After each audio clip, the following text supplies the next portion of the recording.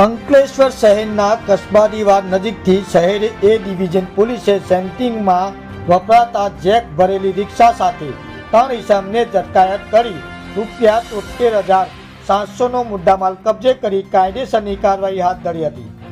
Police સૂત્રે માહિતી મુજબ અંકલેશ્વર શહેર એ ડિવિઝન પોલીસે ગજેન્દ્ર પટેલ પોતાની રિક્ષામાં સેન્ટિંગના કામમાં વપરાતા જેક ભરીને કસ્બાદીવાડની ગોયા બજાર તરફ આવી રહ્યો હોવાની માહિતી મળી હતી। જે માહિતીના આધારે પોલીસે કસ્બાદીવાડ નજીક વોચ ગોઠવી હતી। દરમિયાન રિક્ષા આવતા તેને રોકી અંદર તલાશી લેતા સેન્ટિંગના 37 નંગ જેક મળી આવ્યા હતા।